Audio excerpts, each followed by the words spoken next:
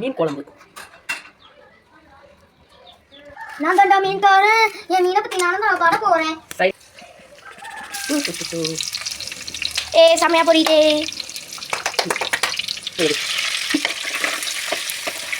கருவேப்பிலை பாருங்க, கருவேப்பிலை பாப்பா போட்டதை காட்டுமா.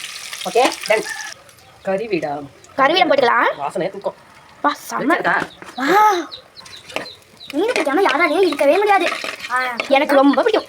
எனக்கு ரொம்ப பிடிக்கும். சின்ன வயசுல மீன் தான். மிளகாத்தூள் தேவையான அளவு மிளகாத்தூள் போட்டுக்கலாம். உரைக்கும். இது வந்து ரொம்ப உரப்பு மிளகாத்தூள். என்ன பாப்பா பளிச்சு தெரிந்தா பாப்பா? சூப்பரா இருக்குது. செம்ம ரெட்டிஷா சூப்பரா இருக்கு. கொஞ்சோண்டு ரால் இருந்தா போட்டா செம்ம மனமா இருக்கும். கொஞ்சோண்டு மனமாவும் இருக்கும், மருத்துவ குணமாகவும் இருக்கும்.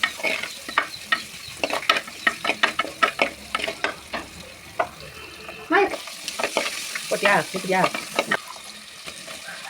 வெண்டைக்காய் போட்டுக்கலாம். மீன் குழம்புல வெண்டைக்காய் அப்படி சாப்பிட்டா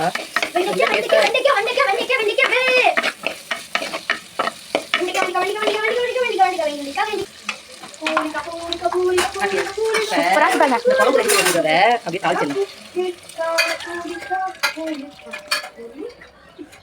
வாவ்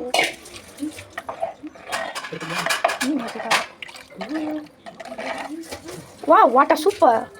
உப்பு தேவையான அளவு போட்டுக்கலாம். ஆனால் இப்போ சூடாகிட்டு இருக்கு குழம்பு.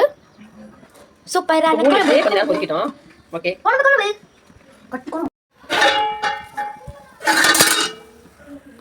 மீன் குழம்பு கொதிக்குது. அப்படியே இந்த மாங்காய்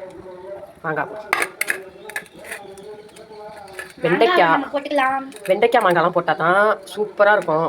மீன் மட்டும் கடைசியில் போடணும், இல்லைன்னா மீன் வந்து கரைஞ்சிடும். பாருங்க மீனும் வெண்டைக்காயும் அப்படியே சூப்பராக கொதிக்கிட்டோம். நல்லா வேவலை இன்னும் வேவட்டும். அவ்வளோதான், மாங்காய் வெந்தது போதும். வெந்துருச்சு. மீனை எடுத்து போட்டுடலாம். மீனை போட்டால் அப்படியே வந்து இதாகிடும்.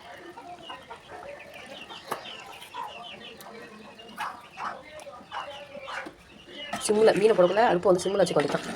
அப்படியே லேசாக ஒரு 2 கொதி இருந்து போட்டோன்னே எப்படி ஆகிடுச்சு பாருங்களேன். அதனால் சின்ன மீன் தான், பொடி மீன் இது. ஆமாம் ரெடி ஆகிடுச்சு. கொதிக்கிட்டோம். 5 நிமிஷம் தான். மீன் வந்து இது வந்து பொடி மீனுங்கிறதுனால சீக்கிரம் வெந்துடும். இங்கேருங்க சீக்கிரம் வெந்துருச்சு பாருங்கள். இது வேறு மண் சட்டியா, மண் சட்டியில் வேறு சூடு அதிக நேரம் இருக்கும். அதனால் உங்களுக்கு வந்து இதாக இருக்கும். பாருங்க மீன், மாங்காய், வெண்டைக்காய் சூப்பராக இருக்கும். வாங்க சாப்பிட்லாம். பாய்.